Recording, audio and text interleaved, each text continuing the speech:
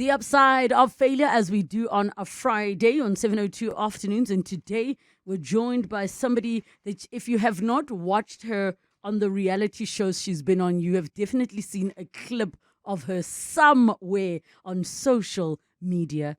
Christall Kay is in the building. Welcome. How are you? Well, thank you. It's so wonderful to be here. And what a nice introduction, I must say.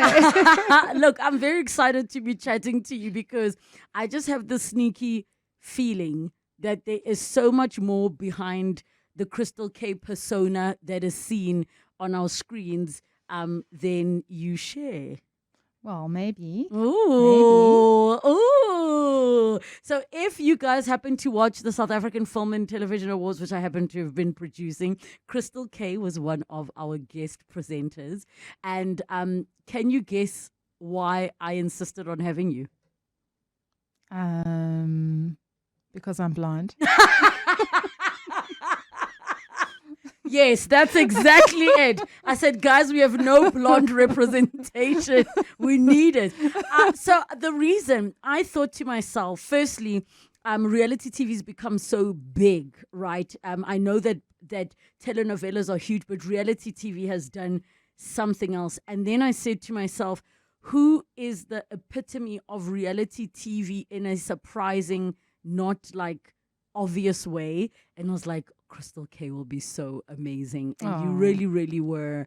And I'm still so grateful that you came through. I love a person who I feel like you're unashamedly you. Have you always been that way? Yeah, I guess so. I think sometimes the situations I've faced have made me more real, or that's the only way I can deal with them. You know what I mean? I'm not a faker, Yes. I walk through everything with, my clothes on. Oh my gosh. I didn't expect that. When you were a little girl, though, what did you imagine your life looking like at the age you are now? Well, I think I used to sit outside. This Yes. sounds really funny. It's the first time I'm talking about this. It's very, very sweet little dreams that little girls have. And you know what I did? What? I would take leaves from the tree, and they have different sides, the Yes. upside, downside, right? Yes. And I would say, okay, here, this leaf, if it falls on the downside, I'm going to be rich.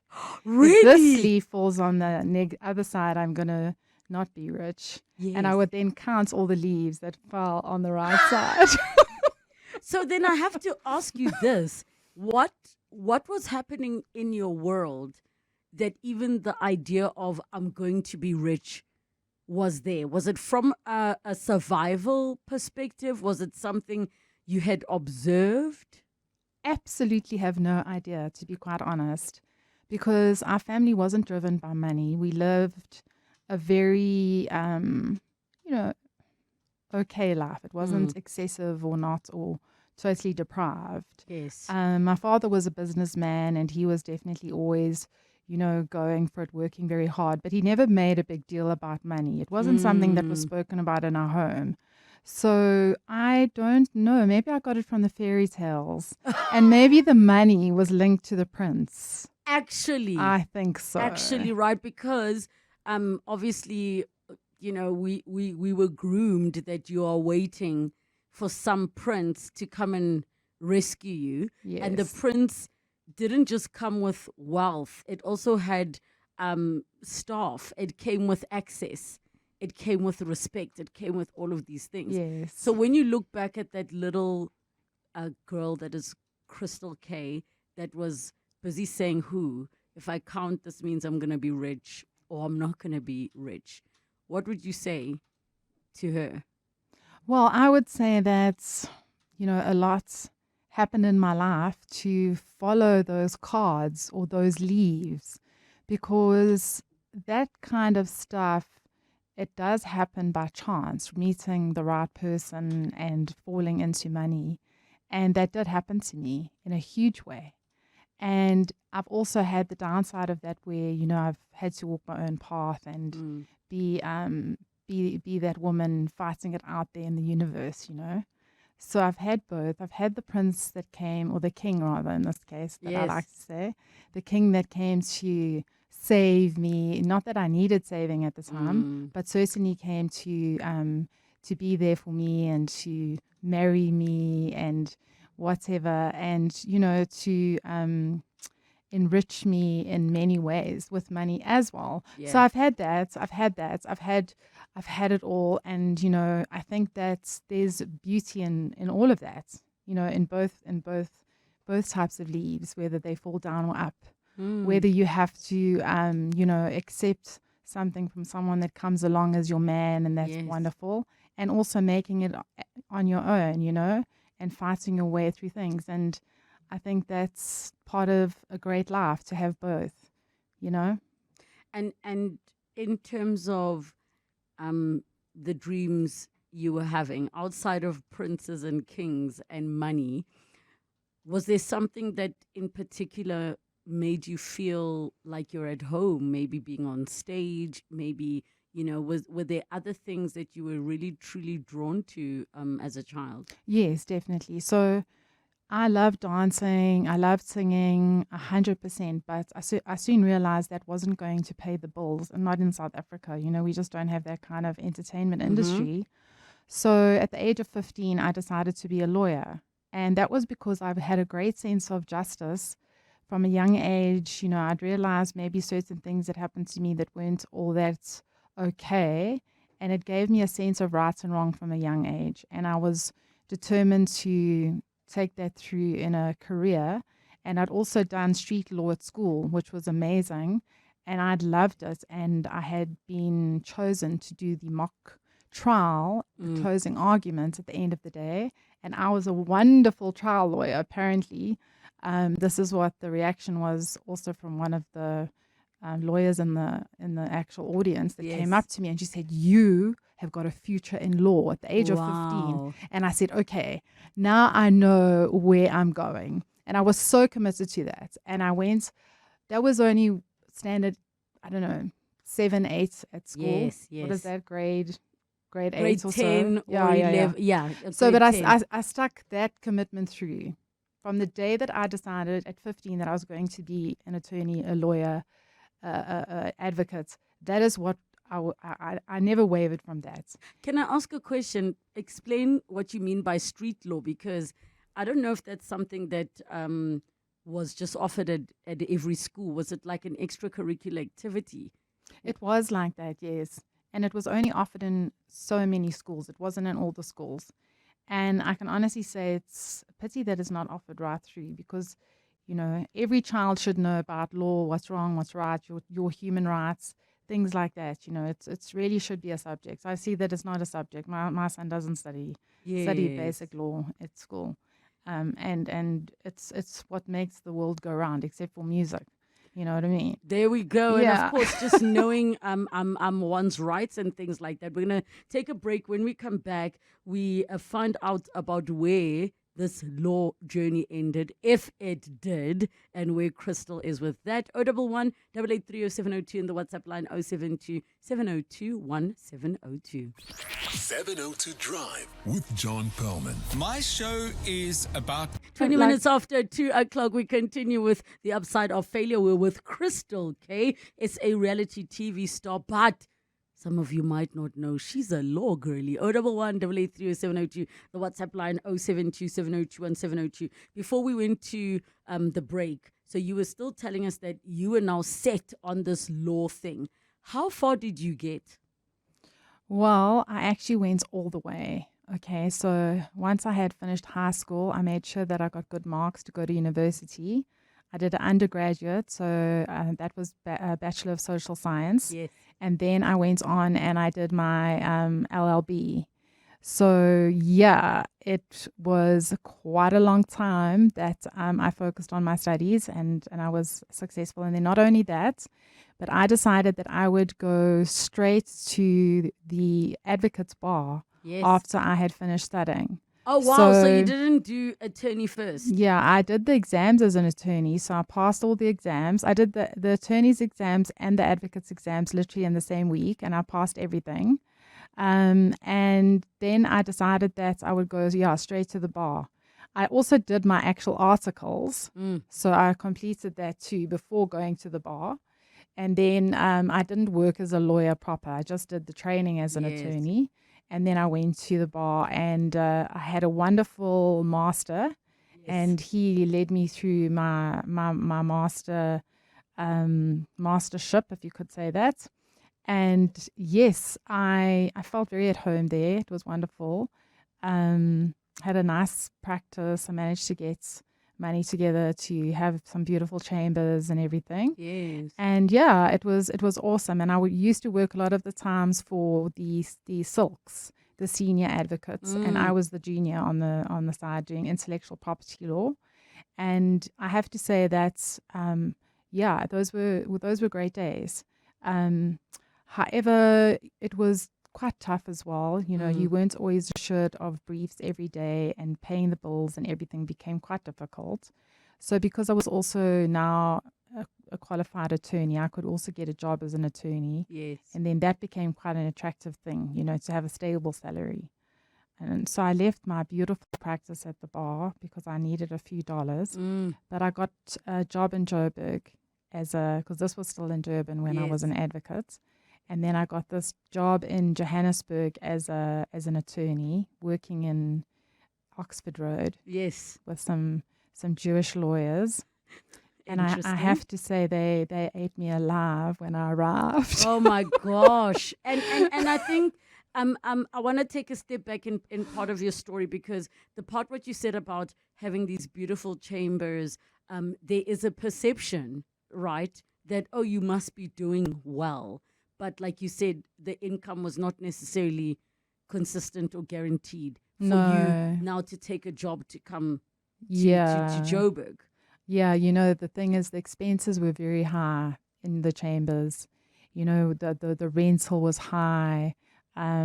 Just to get everything together, what you had to buy, so you looked like the part. You had to, you know, and all the lawyers, the advocates that I worked with, they were all very senior and they were very successful. So I had to measure up quite soon. And it was difficult. Yes, you know, I had some good months and bad months, but I didn't have a big savings account to deal with the empty months, you know what I'm saying? So I quickly took to taking up this job as an attorney. And I thought, well, I'm always an advocate. That's never going to change. So I can, you know, get more experience as an attorney as well. It will help me. And maybe I can go to the bar in Joburg. We'll see. So that was the thought. And I worked at the Jewish law firm for about 2 years.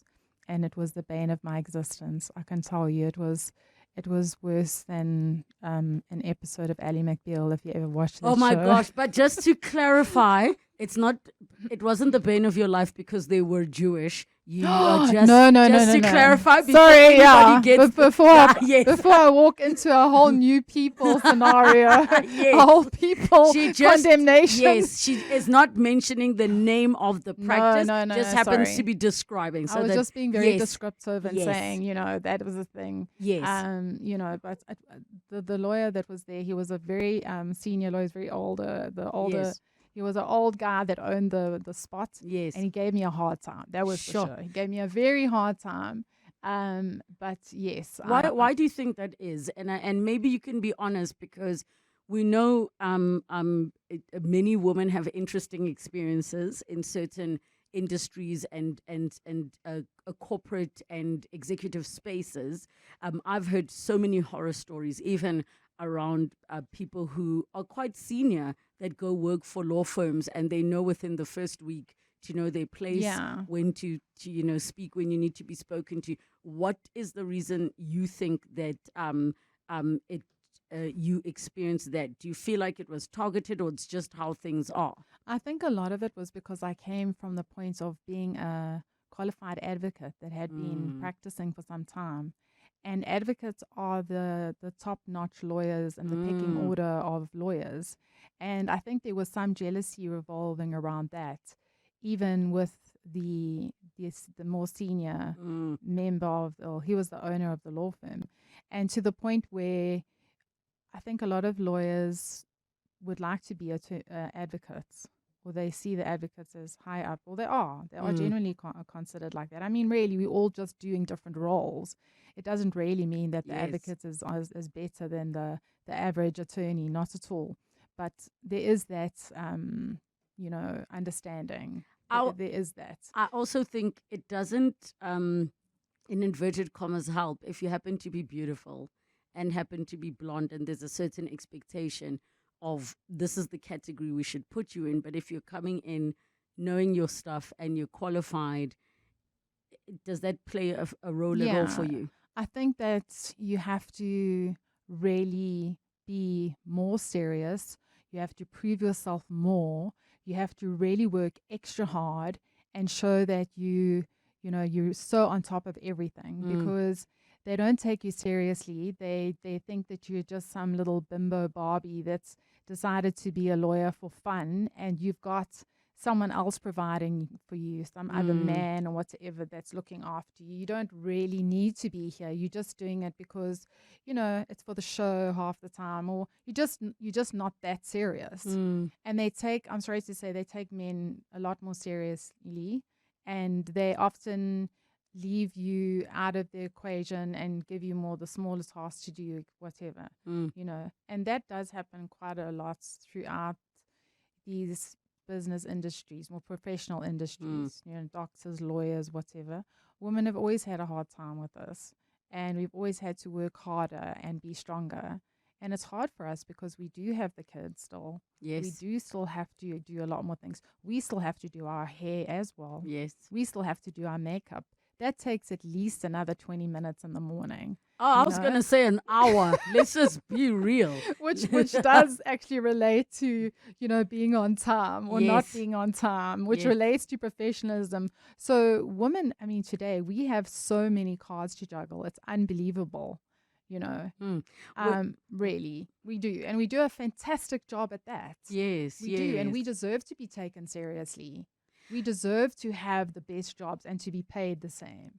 When we come back, we're going to find out how one went from law to reality television, and also find out about what it took to regain one's power, is how I'm going to call it. 011 883 0702. And the WhatsApp line 0727021702, as we continue with the upside of failure, chatting to Christall Kay. And if you're wondering where you may have seen her recently, the Real Housewives Ultimate Girls Trip Africa. And even though she is from Durban, you would have seen her as well on the Real Housewives of Johannesburg. We're going to speak about that experience as well. It's 2:30, 23 minutes at 3 o'clock. The upside of failure, as we chat to advocate Christall Kay. That's me, darling. Never forget it. I just had to be like, we need one where it's just like advocate. How does that make you feel? Actually knowing that you were able to achieve that, because it's a lot of work. Yes, it is, I must say. And I do remember sitting there every day in my cottage at home outside my parents' house, studying page after page, putting the page down, memorizing it, next page, going for hours the whole day. I secluded myself. I led a very quiet existence, doing all of my studies for all those years. And it certainly was a real undertaking, a real passion. And I did it, I did it. So yes, I am very proud of myself for having done that. And I did practice for a long time. I did advocacy for about 3 years, and then I went on to do my attorney work for about 4 or 5 years, and legal advising. Legal advising was something that I really enjoyed. Yes. I love the corporate culture, Nedbank, because I worked there for some time, and First National, so the big banks. And yes, that's where I felt like it was more me, more home. Yeah, and that's it. So when did reality TV come into the picture? Without us giving away too many production secrets of how things work. But at what point were you like, this is something I'm willing to explore, especially considering that the title of the franchise is Housewives, and we know that the casting has evolved, that it isn't just about housewives. But why was it a yes for you? Well, I have to say that it was a long time after I had become an advocate that I was phoned one day by a producer of The Real Housewives, and I didn't even know what show it was at the time, to be quite Really? honest. Yes. So my main goals at the time were, yes, to continue with my legal studies, but mostly, I mean, not studies, but my career. Yes. And mostly it was actually to get very much into the spotlight with my music. That was my number one goal. And I'd just been to Los Angeles and come back. This was now 2017. And you know something, that I almost clinched a pop record deal with Capitol Records. And I'd been to see Warner Brothers. They loved my songwriting. They were very keen on having me on their roster as well. I was met with such incredible responses in terms of my music that I had just like, I couldn't believe it. It was like all my dreams were coming true, you understand? It was like bigger than winning the lottery, which I actually did do. We can get into that later. What? First, you're dropping so many bombs. Well, it wasn't the actual lottery, but it was very similar to being a lottery, right? Okay, wait, before we get there. So you had this opportunity. Why did it not happen? The Capitol Records and you now being in LA and pursuing this career. I think it was a very close shave. And I'd actually met Ezekiel Lewis. And if you go and Google him, you'll see that he is the president of Epic Records, who is the record company behind Tyler and her success. And I was in his office and we were chatting and, you know, talking about the music and my career and where we could go. And he actually wrote and I'll brag about this because I'm very proud. Yes. I've got an email to say to my own agent that he wrote to my agent. Yes. And he said, you know what, Christall Kay is a star. She just needs some American heat. And that was quite amazing. And I was like, wow. And even my agent was saying, I can't believe you're actually blowing up. This is actually happening. Yes. Oh, my goodness. And I was promised to do a showcase in front of Capitol and perform in front of the whole company. So I'd have to go back to LA for that. But I had to come back home for my child and my family. And I left it behind. But I was waiting now to hear back. Yes. And waiting. And then, unfortunately, the weeks went by until I was told that they were taking a local artist, an American artist, and I missed out. So whether I missed out because I wasn't there or, you know, you never know. But that was it. And after 3 weeks of being told this, I got a call from a producer from The Real Housewives to say, would you like to be on a primetime TV show about women? And of course, the first thing that I thought was yes, because now I'm going to get coverage for my music. People are going to get to know me, and it's going to make it so much easier to sell my records and be up there and make a name for myself. 100%, right? So that was why I did the show. Okay, we're going to pause on you jumping onto doing the show. Tell me about this jackpot story. Ha, girl! Well, I think I'm in line for another jackpot. I'm just waiting. I'm just waiting patiently right now. But anyway. So it's not the lottery, but it's a similar situation. No. So if you mentioned how you wanted to know how I sort of went from being a lawyer to a reality TV star. And that jackpot had to do with it quite a lot. So what happened was I was seeing somebody that was very powerful, very wealthy man. And we met by chance. It was quite an amazing thing. We just stumbled into each other one night at his restaurant or his hotel, you could say. And we really connected in such an incredible way. And we were inseparable for years. Unfortunately, he wasn't always well. I looked after him a lot. I was always there for him. And after some time, we decided to take it further. Actually, we got engaged after 2 weeks, 3 weeks, by the way. He loved Elvis. He dressed up as Elvis, and he did the whole song for me and everything. And we got engaged, and I got the biggest ring that you could ever imagine. It was literally from knuckle to knuckle. It was like 20 carats, and he put it on my finger. And I went to work, and I showed everybody at Nedbank this huge big rock of a ring.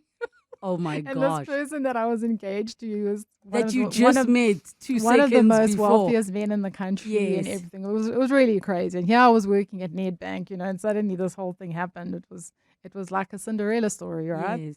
Anyway, so yeah. But the funny thing is about that ring. When I saw him again, you know what he said? What? I have to get that ring back. I'm so sorry. I used the wrong ring, actually. Because his ex, it was actually he used this ring that he got engaged to with his ex, and he wasn't exactly aware because he'd had a bit much to drink that night. And then it was so sad, and now I was thinking, well, now he's Wait, did you give the ring back? so yeah, I had to, but he gave me earrings. He gave me diamond earrings, which were very valuable as well, but not the same as that ring. And I fell in love with that ring. Actually, it was not Margot's. You know the one it goes like that. I'm so confused. It's so amazing. I thought you were going to say the jackpot is that you guys didn't work out and then you sold the big rock. No. So what happened was that was only in the beginning. That was Yes. just like the introduction to it. There was so much drama and craziness with the relationship, Yes. and just that's how it went. But I guess I'm very good at dealing with drama and craziness.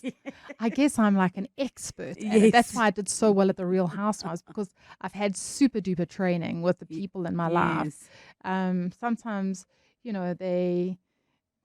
we all have that. Yes. But not to maybe such a degree that I've had.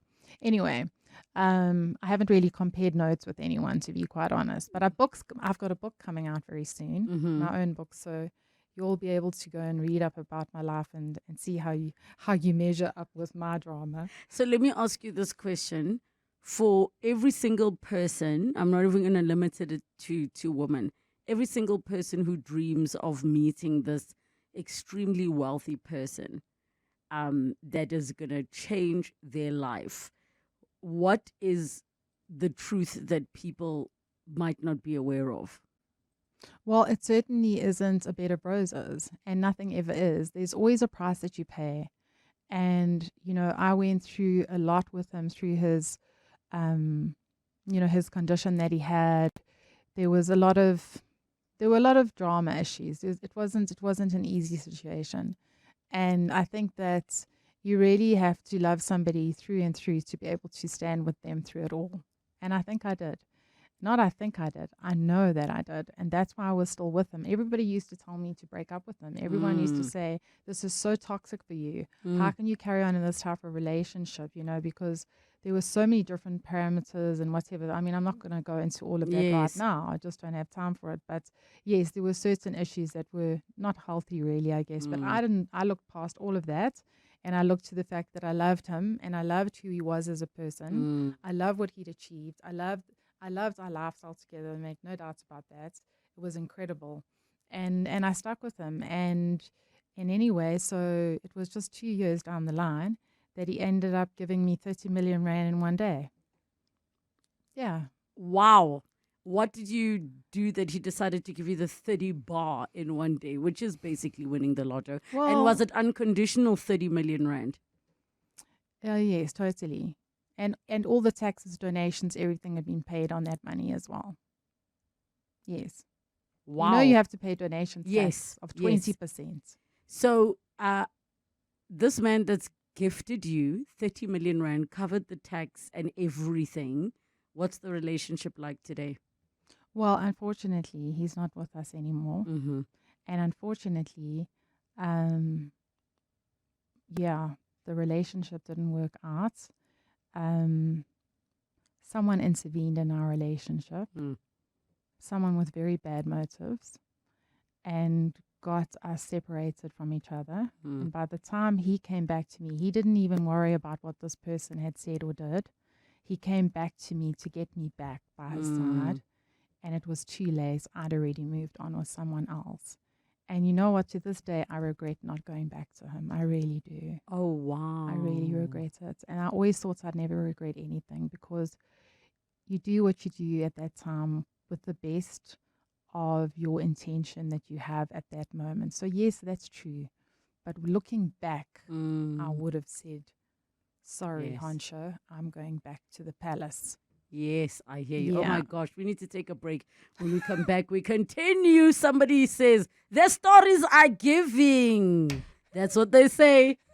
8 minutes to 3 o'clock. We are talking to Christall Kay, advocate, and also just happens to be a reality TV star. 072 and 702, or give us a call 011 883 702. Some of the comments that are coming through. One says, it is so wonderful and wonderful conversation with Christall Kay. She is highly qualified and a beautiful and authentic storyteller, highly motivational. Please keep going. Another one says, Christall is the girl she thinks she is. Shem. And another one says, hi, Lebu. 30 bar. Yes, 30 bar. Here are your voice notes on 072 702 and 702. How does that make you feel? And maybe answer also the question about how you're portrayed on screen. Yeah, well, those are really good questions. And I love the response about the show and everything. But yes, I think I was put into that frame of being the ditzy, ditzy and ditchy.